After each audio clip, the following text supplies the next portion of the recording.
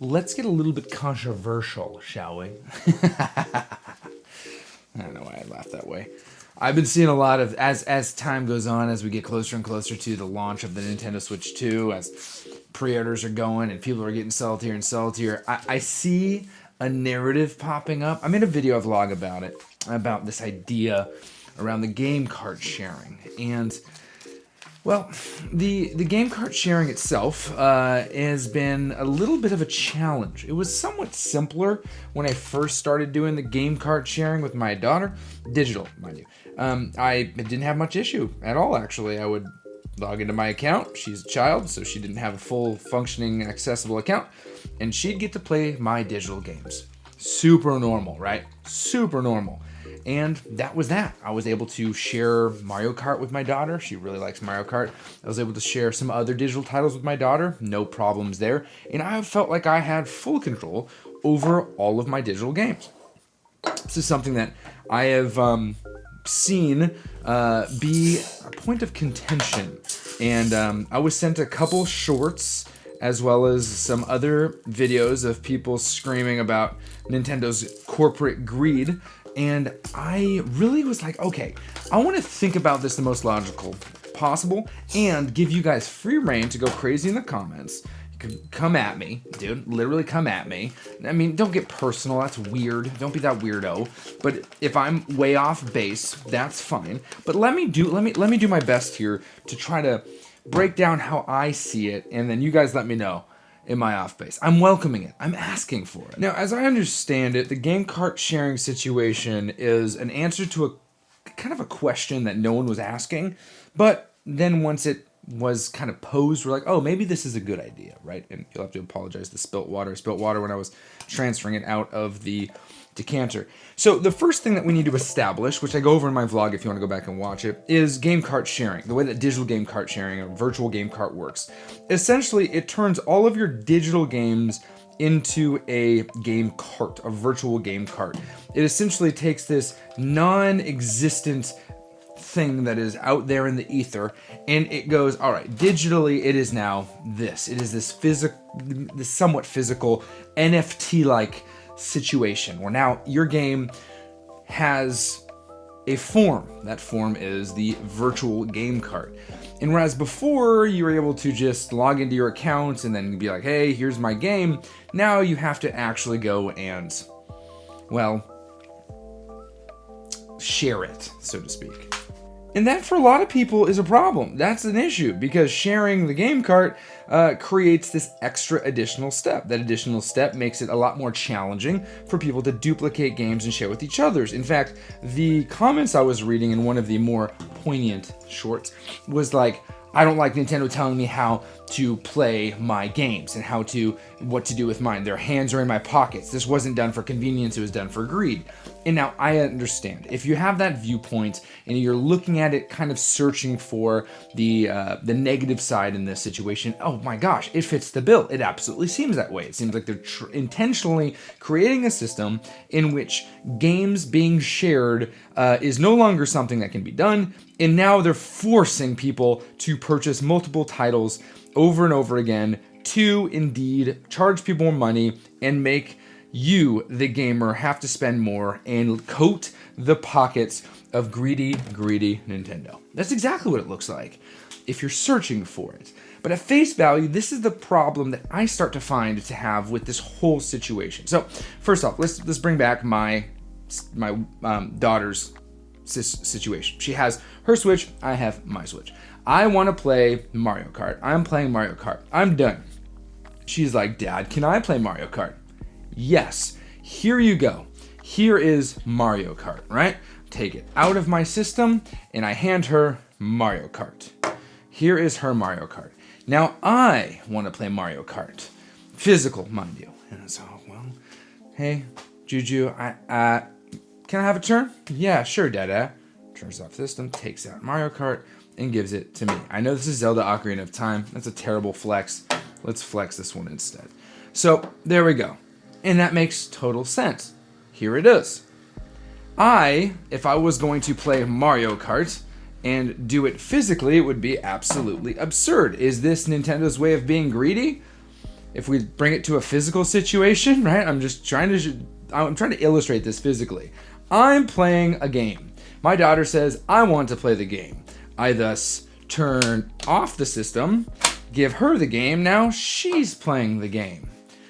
Totally normal, acceptable. It's been acceptable since at least the Nintendo 64. Digital games essentially go, I'm playing the game.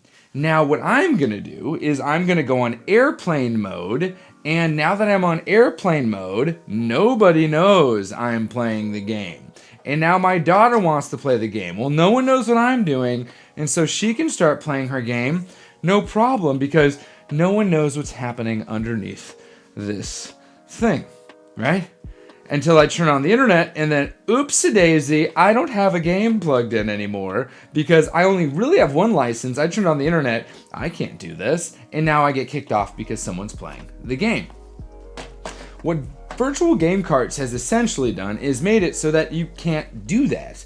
They go, hey, you're playing the game, digital or physical. You can't, the idea, this is the thing that I have such a hard time understanding. This is where I'm asking you guys to tell me, why is there a difference between the way that we play games digitally and physically when it comes to our games? Why is there a weird, how dare you with digital games, when realistically with a digital title, what they've essentially done is gone, okay, well, if you want to play digital games, just like if you were playing a physical game like this, you can't just go, okay, it's their turn, well, I'm playing, and then rip it out while you're playing and expect to keep being able to play that game without any sort of disconnect between you, the cartridge, and your device, right? Now virtual games are the same, or digital games are the same. They function in the same manner. They are given a virtual key card, and when you want to play them, you actually have to load them onto either system, thus creating a authentication system for digital games that replicates that of an authentication system that is baked in with physical games. The outcry about this, I don't understand. It seems to me that all Nintendo did was make it possible for me as a dad, now with multiple people playing games in my house, to be able to share my games in such a fashion where they, as in my daughter, my wife, my son, whenever he starts playing video games, can now use my digital games on their actual accounts without there being any issues. Because up until this point, the only way that my daughter could play one of those games on her account was if she indeed, well, not even on her account, was on her device, was if she indeed took, and this is digital, mind you, took the game, made sure I wasn't playing it, and then if I wanted to turn on my Switch and start playing my Switch as my account, I would have to go into airplane mode so that it wouldn't sense that I was playing it on another device. See the complication there? A little bit of issues with that situation? Like, it as it stands already is a real jank way to share games. Now, people will be like, well, they should be allowing you to share digital games anyway. All I see is that happening now. All I see is a way for us as gamers, as dads, to be able to share our digital library as easily as our physical library. I mean, if we're being honest, basically they took the convenience of digital and made it a little bit more cumbersome. But I'll trade that in for the sophisticated nature of it. Let me explain. If my daughter wants to play a game that is on my Switch physically, I would have to walk over to her and hand her that game and say, here you go, sweet pea. You can now play Breath of the Wild or Super Mario Wonder, which she loves. I will hand her that game. If my son then wants to play Super Mario Wonder, she goes, all right, Jack, here you go. I'm going to take it out of my Switch and hand it to you. This has never been a problem. I never thought in my wildest time, how dare Nintendo make it that I have to give my children the physical cart? Now with Virtual Game Cart, it seems as if that's the exact same experience. You take your Switch, you get near the other person's Switch, and all of a sudden it goes, boom. Okay, it gives you an animation of it taking the game out of yours and then putting it into theirs. And all of a sudden you hear boom doo doo. And now they go, oh, I have the game on mine. And they can play that. Just as if I was playing that game, and now my daughter's had Super Mario Wonder in her Switch for the past 3 weeks or 2-3 weeks since I've beaten it 100%. Yes, subtle flex, I did beat the final badge level. But if I wanted to play that game, I would then have to be like, oh, I can't play it right now out on the road in wherever because my daughter has that game right now. I have been sharing that game with her, so I guess I'm not just going to be able to play Super Mario Wonder. Does it remove some convenience? 100%. Some of the convenience of digital isn't there if you're sharing your games. But the idea, the thought that Nintendo has created a way for us to suffer for buying digital games, I don't see it. I don't. And the controversial take is I actually think that this process as a whole benefits us as gamer dads. Now, if you're not a gamer dad and you're sharing your games with your friends across multiple places and you're kind of duplicating games with your friends and you're gaming the system, so to speak, I get it. They've kind of reached in and been like, yeah, we're not really going to allow you to break the rules as easily as you were before. Though technically you still can and switch back to the old way of doing things. It's still possible. It's in your settings. But they're just going like, yeah, we're just not going to facilitate this. And some are going to argue that, well, other companies do. Well, yeah, maybe they do, but Nintendo isn't. And if you don't like that Nintendo's no longer allowing you to break the rules as easily, that's totally your way to feel. Like I'm not going to sit here and be like, you shouldn't feel that way. You totally can feel that way. I know that system existed. The system in which you could duplicate your games with multiple friends as long as nobody was hitting the internet at the same time.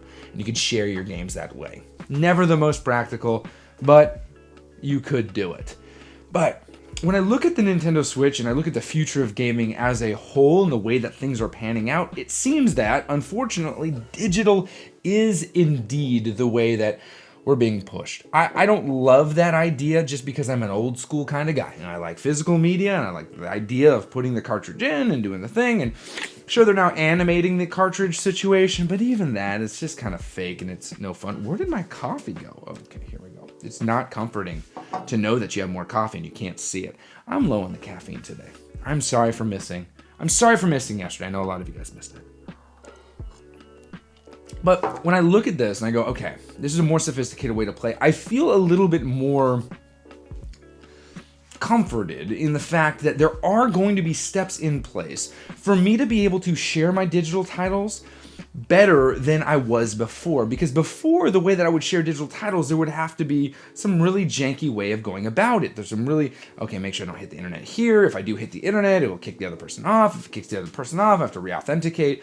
But now we have some leeway. We have a couple weeks. We can lend a game to someone else. We can do it for people in the same family. Like, this is really, really nice. And what's nice about it is it makes the feeling of having digital titles a little bit more robust. It gives an actual weight to it. Before, it was this digital thing that was kind of there. Now it actually feels like a cartridge. It feels like, okay, this is indeed a unit, so to speak.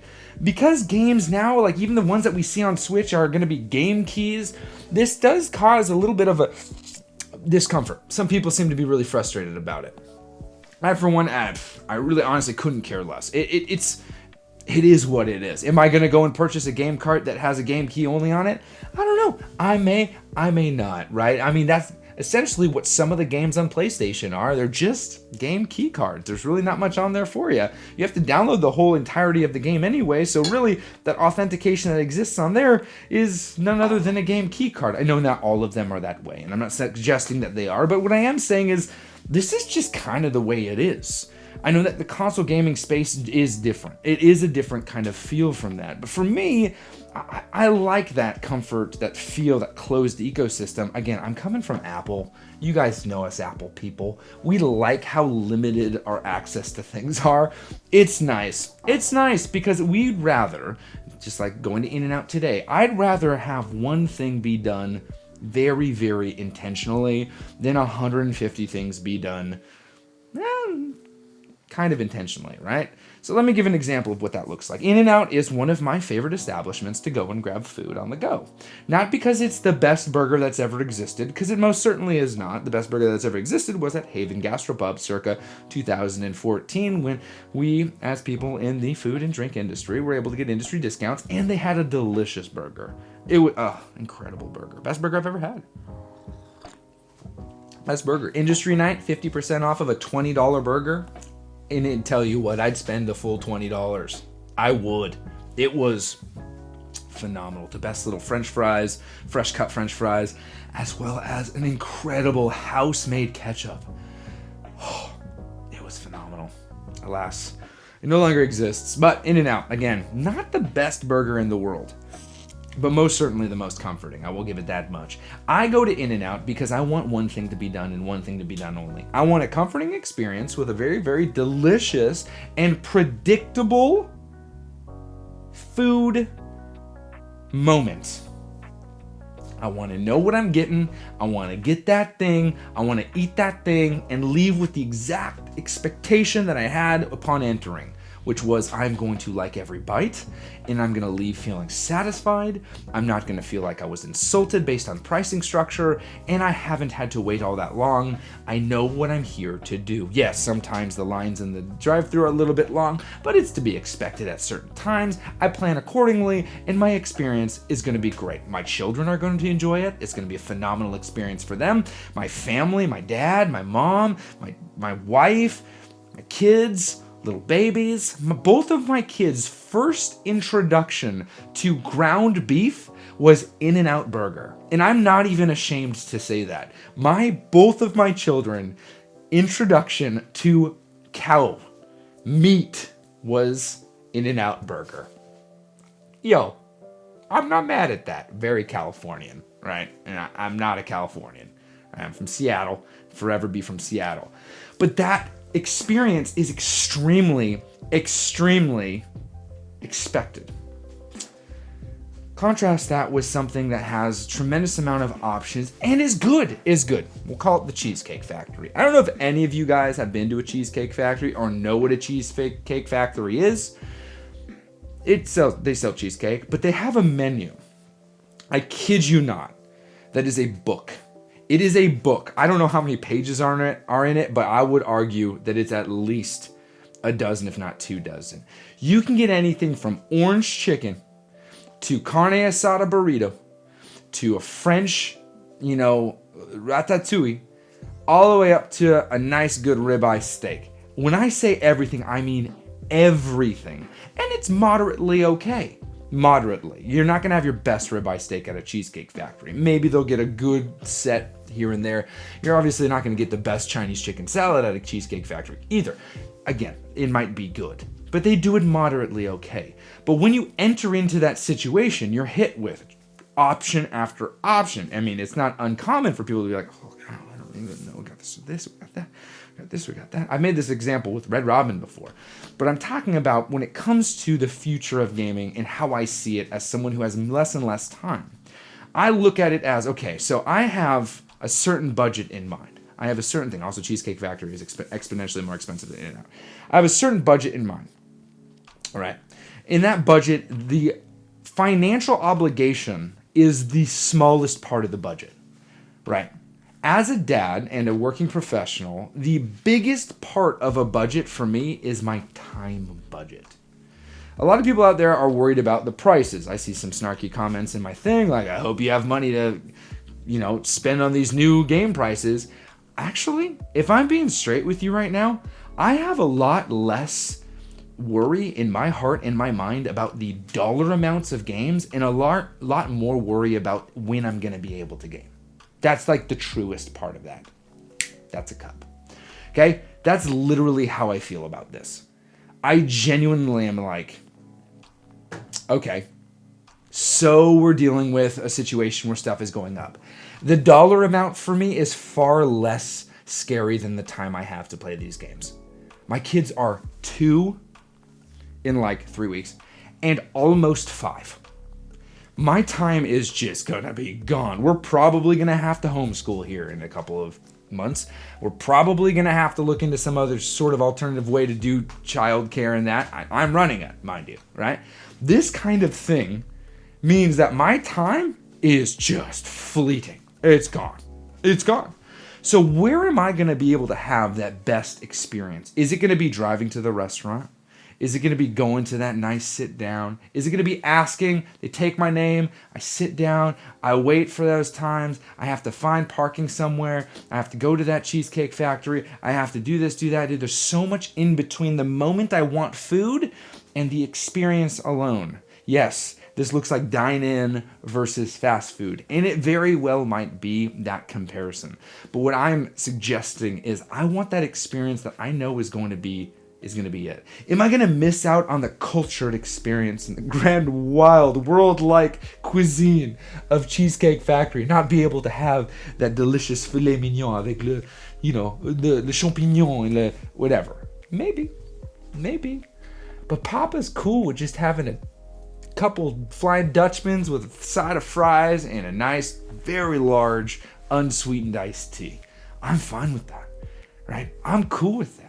In looking at the game cart sharing and looking at the way that the virtual game carts are being done, what it is doing, it is reestablishing that as I start to get back into console gaming more and more, since my departure from PC gaming as a full-time, and I'm going back to console gaming with the PlayStation 5 Pro and the Nintendo Switch 2, realistically just the Nintendo Switch 2, I'm not going to be insulted, and I'm not going to find myself in a situation where my family, who I'm very much so looking to share these moments with, are not going to directly benefit from a gaming library that I am building on a platform that would be considered limited at best. I think of the In-N-Out experience, and I think about how my parents were visiting from out of town, and we all six of us, my parents, my wife, and my kids, went and sat in an In-N-Out and had the bestest of time. We laughed. It was easy. It was casual. We sat there. There were other kids. It was somewhat loud. It was extremely free and open and nice. The people there were great. We knew what we were going to get, and not a soul was upset with the experience. Was it top-notch, top-tier, best ever? No, not at all. But I'll tell you what. We could go to the best barbecue house this side of the Mississippi, and I'll tell you what, it's tough to find a good one. But let's say we do, and I'm using that because I have been to one. And the thought alone of sitting in a restaurant with two children and my parents, whom I haven't seen in a while, and trying to control the kids and pay attention to my parents in that environment with added stress, to me, that sounds like a nightmare. To someone on their own, they'd be like, well, why would I go to In-N-Out when I could just go and sit at a steakhouse and enjoy that in this beautiful silence? That is PC gaming to me. It is a really curated, extremely beautiful experience. But for me, I don't need that. I don't have the luxury of that, if I'm being straight with you. And so this weird complaint about the virtual card system, I look at it as a net positive, honestly, the whole system as a whole, because it is reaffirming that I, as someone who is going to invest in something to share with my children, will be able to do just that, regardless of if the game I want to share is here, physical, or it is not here and it's digital. Either way, I'm going to be able to take the cart, physically or not, and put it into the system of one of my children. They're going to be able to enjoy it just as I have. I'm going to be able to share those moments with them. And I, as a gamer of 30 plus years who was introduced to gaming as a young child and still does it to this day, will be able to share those exact moments I had with my father, with my daughter, and my son. And to me, I can't wait. It's why the Nintendo Switch 2 is exactly the system that I was looking for. It's why the PlayStation 5 Pro is going to continue to be something that I enjoy, and it's because these, to me, are my In-N-Out. They are the delicious, very, very limited, extremely exactly what you're getting yourself into, no questions asked. And at the end of the day, so I can't get bacon on my burger at In-N-Out. That's fine. I just won't have bacon, right? This is the mindset that I feel like in this whole space has started to be a thing. Same way how I treat my phone, right? There was this funny clip in a movie. I have no clue what this movie was. Adam Driver was in it, and I'll never forget it. He was this eccentric, kind of weird artist type figure. I don't know the movie. If you know the movie, you can let me know in the comments. And he was talking with this older couple. It was a younger couple being friends with an older couple, and this was kind of like the premise.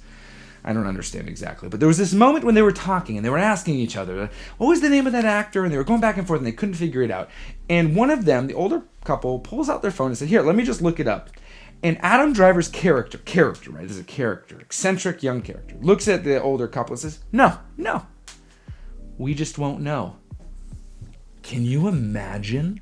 Can you imagine a conversation you've had with your friends when you sit there and you're just like, what was the name of that person? And you go, I don't know. And no one picked up their phone and you just moved on. Oh, man. Imagine the cadence in which your guys' conversation would progress. If the moments in which you hit a stumbling block in knowledge, you decided in that moment you were going to just move on. Guys, I feel like we have this moment, this opportunity with gaming as it stands right now. A lot of us considering different things, whether we're going to be leaving Nintendo, running to Nintendo, whatever it may be, going to PC, coming back to console. We have this moment when we are able to sit down and just be content. And I think for me, what I'm realizing through this journey through gaming, as I find it, I had it best when I was younger, but there's a moment, there's a thought, not a moment, a thought, a state of mind that I run to. And it is the moment in which I say the words, oh, I can't do that. Huh. And then I just continue on.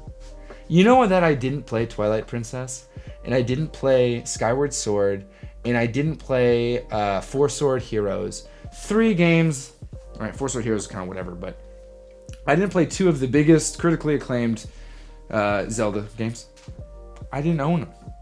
I didn't have a Wii or a GameCube when those games came out. I didn't play Wind Waker, actually, because the GameCube I got much later, and at the time, it wasn't on my radar.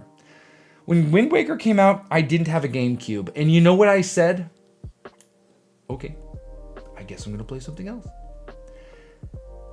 There's a movie that's called Everything All at Once, All the Things, Everything All at Once, something like that, and I have no clue what the movie's all about. None at all. But the terminology and the words, the verbiage alone for me are just like, this is kind of where we're at. We're kind of in this moment, in this special place. I talk about it a ton because it's always on my heart of like, I need to be able to have it. And the thought that for a brief moment, I'm not going to be able to do it the way I want to, right, with the virtual game sharing, is this really interesting pushback. I'm curious how you feel about it. This was a thought that I had today, and I'm just like, you know what? Let's share it. And yesterday we didn't post because I got started late. I thought I was going to post this yesterday, but I didn't. Guys, I stream on Twitch. If you didn't know, now you know. I'm not going to tell you my schedule because it changes all the time. But if you look on the Twitch page, twitch.tv/JDXCoffee schedule, that schedule goes up Sunday nights, and it is accurate to what will be played, within reason, and also the schedule for that week, right? Most of the time it's in the morning time. One last thing, I am doing a multi-day streamathon, where I stream multiple days in a row. I will not be streaming myself sleeping because I'm not a degenerate, but I will be streaming for multiple days in a row, where as you sub, it increases the time, right? There is a max cap because I have a family. That will be starting the day after the Nintendo Switch releases, Friday. So Nintendo Switch releases on a Thursday, for me a Wednesday at 9 p.m. Friday, I believe it's June 6th. You're going to want to be a part of that. It's going to be fun. Twitch.tv/JDXCoffee. Be a part of the fun. And let's chat in the comments.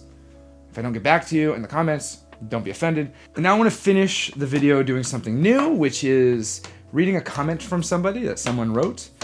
You'll have to excuse my poor reading skills. I hate reading out loud, by the way. It's like my least favorite thing to do. This is from Are You Your Boat? It says, Souls games are an answer to a question no one asks. It gives you what you need when you didn't think you needed anything. Like living life with loose shoelaces, not knowing it. Then someone comes and tightens them for you for the first time, and now you're responsible for tying them all by yourself. And I thought to myself, that is such a beautiful way to put the Souls-like experience. You didn't think you needed it, and now that you know it, you're responsible for maintaining your love for it. All right, guys, you guys have a good one. I hope this sparks some sort of conversation that's positive, not negative. But either way, a good conversation nonetheless. You guys are awesome. Play more and be kind.